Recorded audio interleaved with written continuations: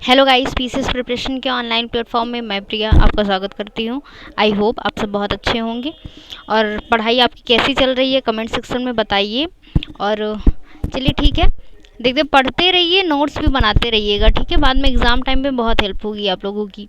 तो देखिए, हम लोगों ने 14 चैप्टर कंप्लीट कर लिया है। कितने चैप्टर? 14 चैप्टर कंप्लीट कर लिया है। आज ये 15 नंबर चैप्टर चलने वाला है, दिल्ली सल्तनत।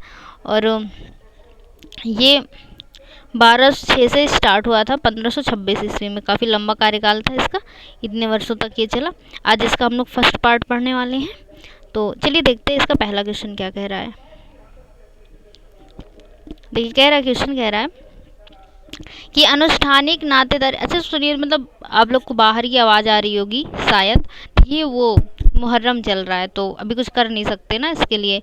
हालांकि मैंने दरवाज़ा बंद किया हुआ है, जितनी कम से कम आवाज़ हो सकती आए, पर अगर थोड़ा बहुत आ रही तो उसके लिए सॉरी। हाँ, तो चलिए देखते हैं पहला क्वेश्चन क्या कह रहा है कि अनुष्ठानिक नातेदारी विजयनगर शासन का प्रमाण चिन्ह था। क्या? अनुष्ठानिक नातेदारी ये इसका शासन का प्रमाण चिन्ह था। विजयनगर शासकों ने निम्नलिखित में से किस एक देव स्थल की ओर से शासन करने का दावा किया था? पहला है विट्ठल, दूसरा है तिरुपति, फिर है विरूपाक्ष और फिर है मल्लिकार्जुन। इसका राइट आंसर हो जाएगा सी। सी विरूपाक्ष, सी आपका राइट आंसर हो जाएगा, ठीक है। देखिए, ये लोग ना, जैसे लिखा हुआ है कि एक देव स्थल की ओर से शासन करने का दावा, ये लोग दो देव को मानते थे। इंपॉर्टेंट जो इनके देव थे, दो देव को मानते थे, दो देव को। एक तो विरूपाक्ष हो गए आपके, ये पहले हो गए, और दूसरे जो है वो है पम्मा देवी, पंपा देवी, पंपा देवी। दो देवताओं में इनकी श्रद्धा थी, एक ये और एक ये, इन दोनों देवताओं में इनकी श्रद्धा थी, ठीक है। अगला देख लेते हैं। देखिए, अगला क्वेश्चन क्या कह रहा है कि राजधानी को दिल्ली से दौलताबाद में स्थानांतरित करने के पीछे मोहम्मद बिन तुगलक का निम्नलिखित में से कौन सा उद्देश्य था? पहला, दौलताबाद में स्थानांतरण से दक्कन एवं गुजरात पर नियंत्रण स्थापित करने का मौका मिलता। पहला ये दिया हुआ है और पूछ रहा है सही उत्तर चुने, और ये वाला सही है हमारा। दूसरा कह रहा है कि इसमें इससे पश्चिमी एवं दक्षिणी पत्तनों तक पहुंच उपलब्ध होती, तो ये वाला भी सही है हमारा। तीसरा है कि यह उत्तर पश्चिम सीमा के सीधे मंगोल आक्रमण से संरक्षण देता, ये वाला भी सही है। तो तीनों सही है, तो ऑप्शन नंबर डी आपका राइट आंसर हो जाएगा।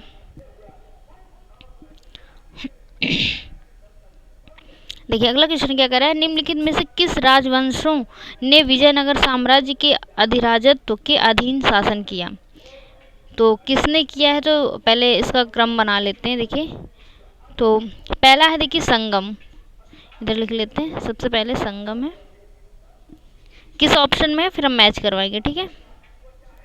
पहला है संगम, फिर है सालूव, फिर है तुलुव, और फिर है अराविडू, ठीक है, अराविडू। तो इतना है। पहला देखिए, अच्छा पहला संगम है, फिर सालिव है, तुलुव है और आराविडू है। देखिए पहले में ही ये मैच हो रहा है, तो ये ए हमारा राइट आंसर हो जाएगा। बाकी देखिए संगम इसमें भी है, तो ये दोनों तो कट हो जाते पहले से ही, है ना। तो ये इसमें मिलाते ए और बी में, तो ए वाला आपका राइट आंसर हो जाएगा, ठीक है। इसका कालक्रम याद रखिएगा, ये बहुत इंपॉर्टेंट है, ठीक है। अगला देख लेते हैं, इसमें आंसर ए सही हो जाएगा।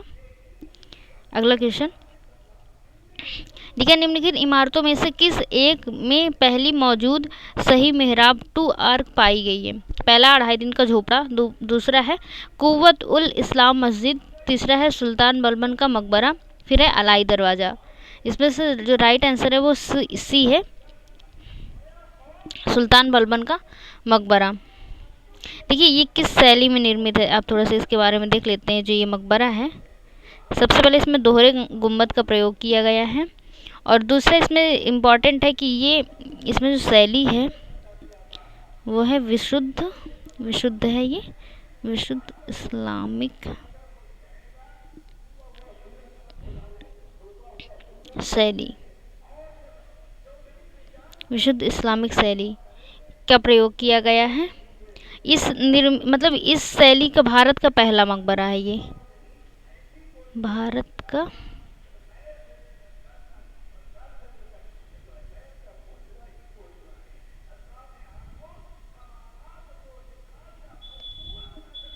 और एक इम्पॉर्टेंट पॉइंट ये है कि ये वैज्ञानिक पद्धति से, मतलब इसमें पहली बार, मतलब ये भारत का पहला मकबरा है इस टाइप का, और इसमें पहली बार क्या करवाया गया था कि वैज्ञानिक पद्धति से मेहराब का निर्माण, लिख देते हैं, वैज्ञानिक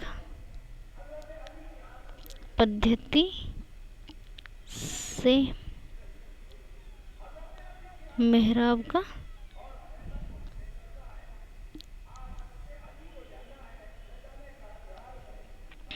का निर्माण करवाया गया है। इस वजह से क्वेश्चन इंपॉर्टेंट हो जाता है और इसमें सी आपका राइट आंसर हो जाएगा। ठीक है, अगला देख लेते हैं। देखिए, कह रहा है कि निम्नलिखित कथनों में से कौन सा कथन सही नहीं है। नहीं है तो हाईलाइट करेंगे इसको। क्वेश्चन कह रहा है कि कौन सा सही नहीं है, ये बोल रहा है। तो देखिए, लिखा है सरफ काई अलाउद्दीन खिलजी का एक मंत्री था, ये तो सही है। दूसरा, गयासुद्दीन तुगलक के अधीन मक्तीसों यानी मुक्तियों को यह चेतावनी दी गई कि वे अपने किसी भी अधिकारी के साथ उनके वेतन से अधिक और ऊपर ली गई छोटी राशि के लिए दुर्व्यवहार न करें, ये भी सही है। तीसरा कह रहा है अरबी कृति मसालिक ई अबसार में मोहम्मद बिन तुगलक के अधीन एकता प्रणाली की कार्य पद्धति का वर्णन है, ये वाला भी सही है। फिर है मार्को पोलो ने दक्षिण भारत में तूतीकोरियन की मुक्ता मत्स्यिकी यानी पर्ल फिशरी के बारे में उल्लेख नहीं किया। देखिए, ये हमारा गलत हो जाता है। ठीक है, तो पूछा कौन सा सही नहीं है, तो डी आपका राइट आंसर हो जाएगा। देखिए, आया मार्को पोलो का नाम, किसका आया है, मार्को पोलो का नाम आया है। तो ये कौन थे, ये एक इटालियन यात्री थे मार्को पोलो।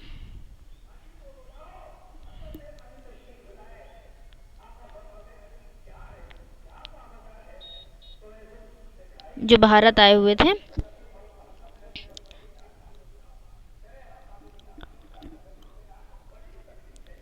और इन्होंने क्या किया है कि दक्षिण भारत के पूर्वी तट और मन्नार की खाड़ी की मुक्ता मत्स्यिकी के बारे में उल्लेख किया। ये जो लिखा है ना मुक्ता मत्स्यिकी, दक्षिण भारत के तूती कोरियन लिखा हुआ है ना, तो ये गलत है, तूती कोरियन का नहीं किया था। ये इन्होंने कहाँ का किया था, पूर्वी तट एवं मन्नार की खाड़ी, पूर्वी तट एवं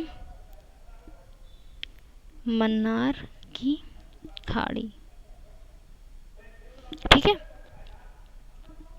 तो आपका डी राइट आंसर हो जाएगा। अगला देख लेते हैं।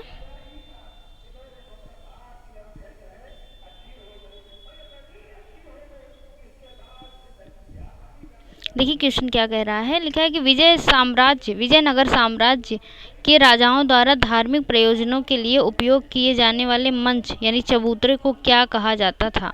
पहला है महानवमी दिब्बा, फिर है अगला ऑप्शन कि लोटस महल, फिर है हजारा रामा और फिर है विरूपाक्ष। तो इसका जो राइट आंसर हो जाएगा दैट इज महानवमी दिब्बा।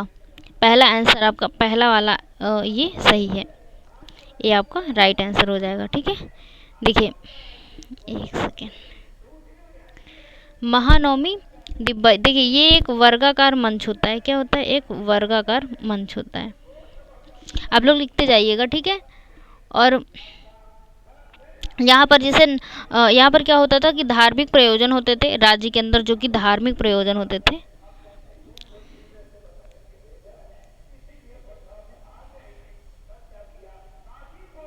धार्मिक प्रयोजन होता था, युद्ध खेल, युद्ध है, खेल है, ये देखने का एक मंच था, देखने की जगह थी, मतलब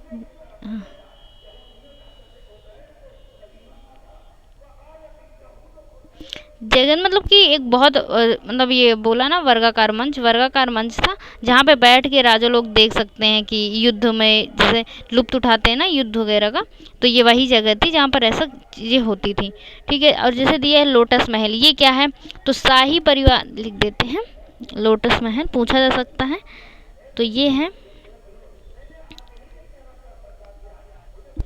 शाही परिवार की महिलाओं द्वारा प्रयुक्त किए जाने वाला, शाही परिवार की महिलाओं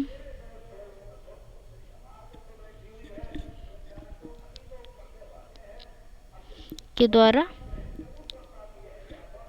प्रयुक्त किए जाने वाला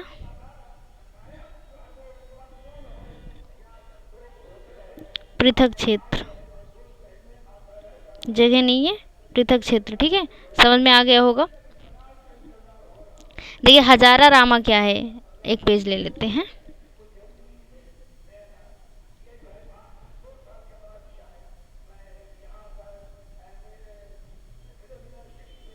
हजारा रामा ये क्या है, तो ये एक सरोवर के किनारे बनाया गया मंदिर है। क्या है, ये एक मंदिर है जो कि कहाँ पर बना है, सरोवर के किनारे बना हुआ है। फिर एक लास्ट ऑप्शन था विरूपाक्ष।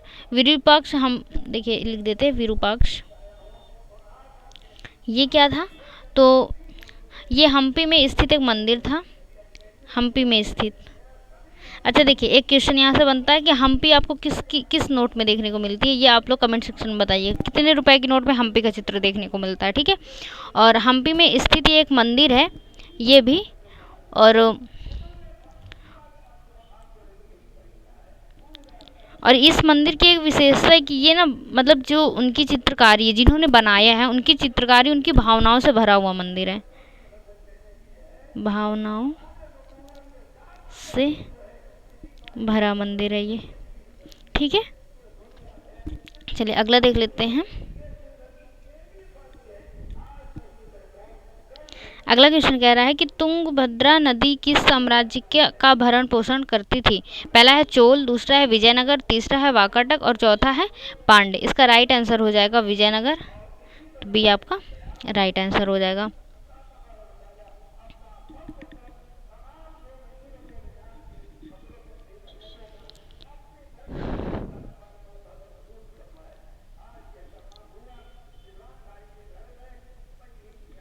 चलिए अगला क्वेश्चन देख लेते हैं।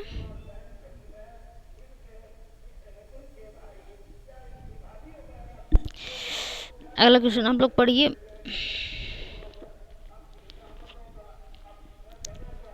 देखिए क्वेश्चन क्या कह रहा है कि निकोलो द कांटी, अब्दुल रज्जाक और अफनासी निकितिन और फरनाओ नूनीज ने किस साम्राज्य की यात्रा की। पहला कन्नौज का साम्राज्य, फिर है होयसल का साम्राज्य, और फिर है विजयनगर का साम्राज्य, और फिर है राष्ट्रकूट का साम्राज्य, जिसमें से राइट आंसर हो जाएगा आपका बी विजयनगर साम्राज्य।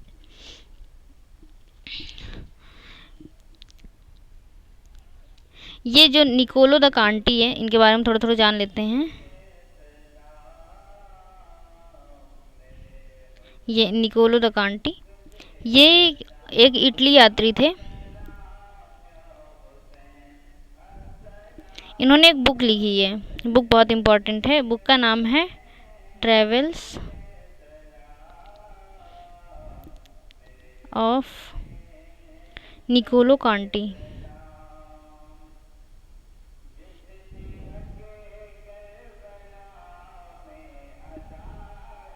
ये इनकी बुक का नाम है। ठीक है, फिर एक और वर्ड आया था अब्दुल रज्जाक, है ना, तो जो अब्दुल रज्जाक थे ये फारसी यात्री थे। पूछा जा सकता है कहाँ के यात्री थे, फारसी यात्री थे, और ये किसके टाइम पीरियड पे आए थे, जो देवराय द्वितीय के टाइम पीरियड पे आए थे। और फिर है कि एक निकितन नाम अभी आपने पढ़ा, हाँ अफसानी निकितन, तो अफसानी निकितन मैंने शॉर्ट में लिख दिया है। ये रूसी यात्री थे जो कब आए थे, 1466 से 1472 के बीच में आए थे। ठीक है, और फिर एक और जो थे फरनाओ नूनीस, अभी हम लोगों ने पढ़ा ना, तो फरनाओ नूनीस ये मैंने शॉर्ट में लिख दिया है। ये पुर्तगाली यात्री थे, इनकी जगह ज़रूर याद रखिएगा, पुर्तगाली यात्री थे ये।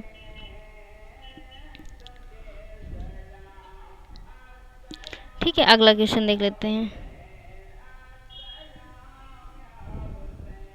पहला क्वेश्चन दिया हुआ, ये वाला क्वेश्चन दिया है कि हम्पी में विजयनगर के भग्नावशेष किसके द्वारा 1800 में प्रकाश में लाए गए। पहला कर्नल कॉलिन मैकेंजी, फिर है सर जॉन सोर, फिर है एंड्रयूज फ्रेजर, और फिर है जॉन मार्शल। तो इसका जो राइट आंसर हो जाएगा वो ऑप्शन नंबर ए हो जाएगा, कर्नल कॉलिन मैकेंजी। ठीक है, इन्होंने एक बहुत इम्पोर्टेंट काम किया है, जो कि है कि दक्षिण भारत का, एक सेकेंड, दक्षिण भारत का पहला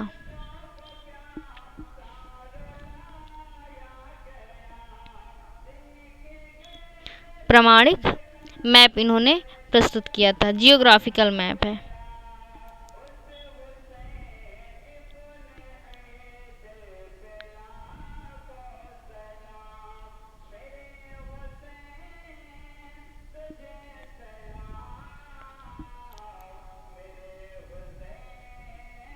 जियोग्राफिकल मैप प्रस्तुत किया, ठीक है। इस वजह से ये व्यक्ति भी बहुत इंपॉर्टेंट हो जाते हैं। राइट आंसर आपका ए हो जाएगा। देखिए अगला क्वेश्चन देख लेते हैं क्या कह रहा है। कह रहा विजयनगर साम्राज्य का संघातिक प्रहार किस युद्ध में हुआ। पहला है तालीकोटा में 1565 में, फिर है पानीपत में 1661 में, फिर है तालीकोटा में 1665 में, फिर है रायचूर में 1510 ईस्वी में। 4 ऑप्शन दिए, इसमें का राइट आंसर हो जाएगा ए, तालीकोटा में 1565 ईस्वी में।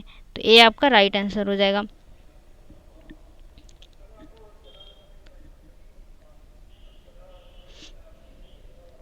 अगला क्वेश्चन देख लेते हैं। देखिए क्वेश्चन क्या कह रहा है, पढ़िए। लिखा है राजा कृष्णदेव राय के संबंध में निम्नलिखित में से कौन सा कथन सही नहीं है, हाईलाइट दिस वर्ड। फिर दिया है कि वे तेलुगु और संस्कृत के एक बड़े विद्वान थे। पहला ऑप्शन है ये सही है एकदम। फिर है विदेशी यात्री पायस और नूनी उनके दरबार में आए थे, ये भी एकदम सही है। फिर है उनके साम्राज्य में प्रचलित महान न्याय और निष्पक्षता के लिए बारबोसा में ने उनकी प्रशंसा की, ये वाला भी सही है। फिर है उन्होंने अपनी सर्वश्रेष्ठ कृति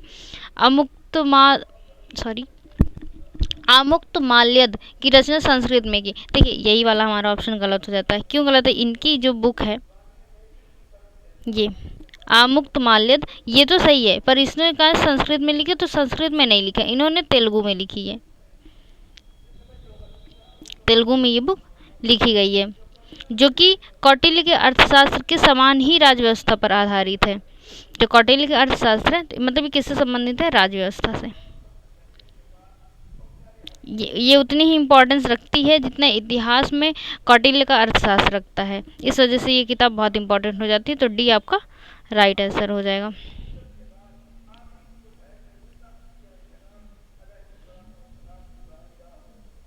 देखिए क्वेश्चन क्या कह रहा है कि निम्नलिखित कथनों पर विचार कीजिए कि दिल्ली सल्तनत के राजस्व प्रशासन में राजस्व वसूली के प्रभारी को आमिल कहा जाता था। पहला ऑप्शन हमारा ये दिया हुआ है, तो ये वाला हमारा सही हो जाता है, ठीक है। फिर दिया हुआ है कि दिल्ली के सुल्तानों की इक्ता प्रणाली एक प्राचीन देसी संस्था थी, ये हमारा गलत है। क्यों गलत है? अच्छा देखिए,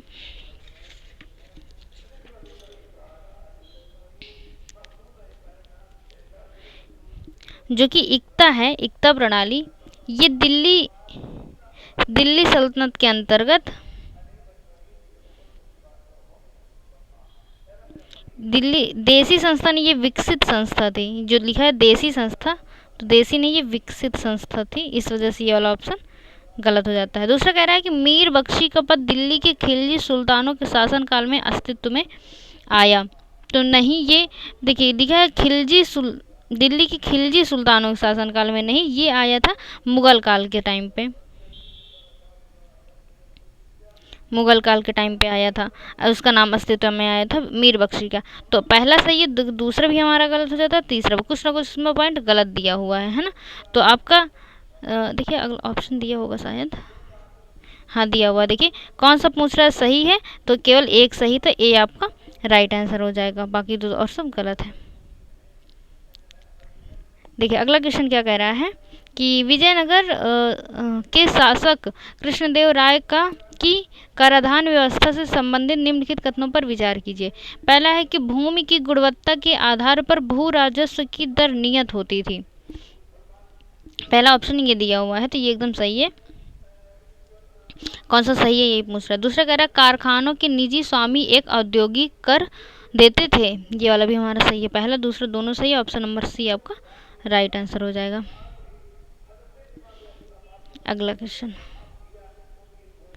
देखिए क्या कह रहा है कि भारतीय इतिहास के मध्यकाल में बंजारे सामान्यतः कौन थे? पहला कृषक, योद्धा, बुनकर, व्यापारी। इसका आंसर डी आपका राइट आंसर हो जाएगा, व्यापारी इसका राइट आंसर हो जाएगा। ठीक है, अगला क्वेश्चन देख लेते हैं। देखिए कह रहा है कि मध्यकालीन भारत के आर्थिक इतिहास के संदर्भ में शब्द अर्घट किसे निरूपित करता है? ये अर्घट की वर्ड है, ये याद रखिएगा। ये किससे संबंधित है? तो बंधुआ मजदूर से, सैन्य अधिकारियों को दिए गए भूमि अनुदान से, भूमि की सिंचाई के लिए प्रयुक्त जल चक्र से, वाटर व्हील यानी, फिर है नेक्स्ट की कृषि भूमि में बदली गई बंजर भूमि से। तो इसका जो राइट आंसर हो जाएगा सी हो जाएगा, सी आपका राइट आंसर हो जाएगा। अर्घट मतलब क्या होता है? भूमि की सिंचाई के लिए प्रयुक्त जल चक्र। ठीक है, तो ए सी आपका राइट आंसर हो जाएगा। अगला क्वेश्चन दिया हुआ है कि मध्यकालीन भारतीय राज्य हैं वर्तमान क्षेत्रीय कहाँ पर वर्तमान में स्थित है, ये कह रहा है। ठीक है, तो देखिए पहला आया है कि चंपक, चंपक यानी चंपा, ये कहाँ पर पड़ता है? देखिए ये मध्य भारत, लेकिन मध्य भारत में नहीं पड़ता, ये पड़ता है पश्चिमी हिमालय क्षेत्र में। कहाँ पड़ता है? पश्चिमी हिमालय में पड़ता है। दूसरा है दुर्गर, दुर्गर जम्मू में पड़ता है, ये आपका सही है। फिर है कुलूत, कुलूत है ये हिमाचल प्रदेश में पड़ता है। ये मालाबार लिखा तो ये भी गलत हो जाएगा। कुलूत कहाँ पड़ता है? हिमाचल प्रदेश में पड़ता है। तो इसमें पूछ रहा कौन सा सुमेलित है? तो केवल 2, ऑप्शन नंबर बी आपका राइट आंसर हो जाएगा। ये दोनों भी आप मतलब इनका सही आंसर लिख लीजिएगा। चंपक कहाँ पर स्थित है? पश्चिमी हिमालय में, और कुतूल ये हिमाचल प्रदेश में।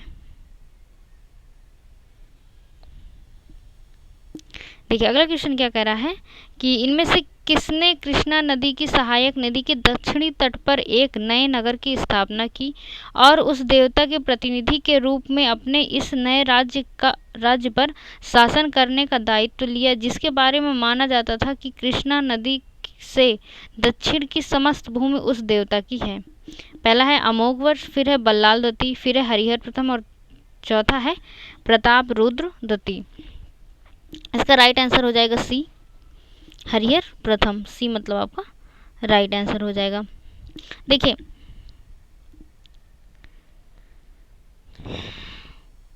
एक सेकेंड,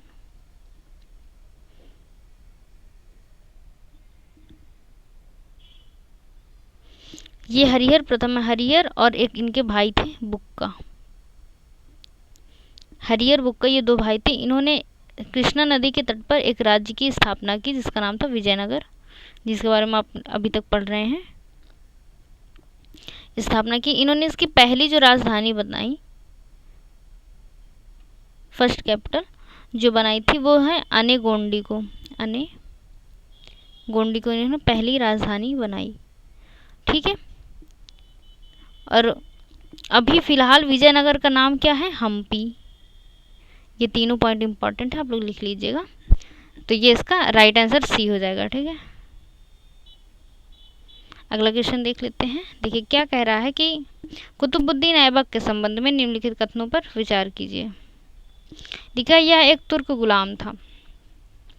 पहला, यह एक तुर्क गुलाम था, और पूछ रहा कौन सा सही नहीं है ना, नहीं को पहले हाईलाइट करेंगे। तुर्क गुलाम था, ये तो सही है। फिर उसने दिल्ली को अपनी राजधानी बनाई, देखिए यही गलत है। उसने दिल्ली को नहीं, उसने लाहौर को राजधानी बनाई थी, लाहौर को अपनी राजधानी बनाई थी। फिर तीसरा है कि उसने तराइन युद्ध के बाद भारत में सल्तनत का विस्तार किया, ये वाला एकदम सही है। तो कौन सा पूछ रहा है कि कौन सा कथन सही नहीं है? तो दूसरा नहीं सही, केवल 2 भी आपका राइट आंसर हो जाएगा। अगला क्वेश्चन देख लेते हैं। क्या कह रहा है कि भारत में गुलाम वंश का संस्थापक कौन था? पहला है बलबन, फिर इल्तुतमिश, ऐबक और मोहम्मद गौरी। इसका राइट आंसर हो जाएगा ऑप्शन नंबर सी, ऐबक। सी आपका राइट आंसर हो जाएगा।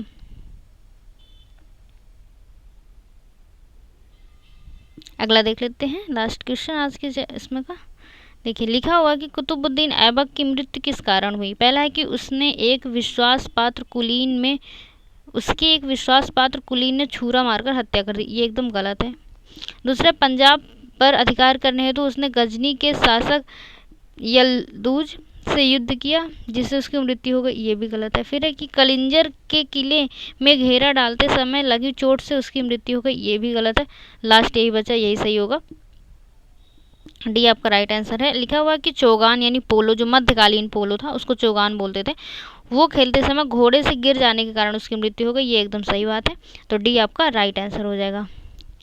तो चलिए ठीक है, देखिए पहले तो कुछ इंपॉर्टेंट पॉइंट कि अगर आपको वीडियो अच्छा लगता है तो प्लीज़ लाइक करिए, नहीं अच्छा लगता तो डिसलाइक भी करिए। मतलब मैं ये नहीं कह रही हूँ कि आप नहीं कर सकते हो डिसलाइक, आप डिसलाइक करो। और आप ये अगर डिसलाइक किए हो तो फिर आप प्लीज़ कमेंट सेक्शन में बताओ कि क्या गड़बड़ी है, मतलब कहाँ ख़राब लग रहा है, कहाँ अच्छा लग रहा है, कुछ तो बताओ, मतलब उसके बारे में कुछ बताया करिए। और अगर वीडियो अच्छी लगती है तो इसको शेयर भी करिए, ठीक है। और कमेंट से ज़रूर करके बताइए, ओके। और पढ़ते रहिए, नोट्स ज़रूर बनाते रहिएगा, ठीक है। चलिए,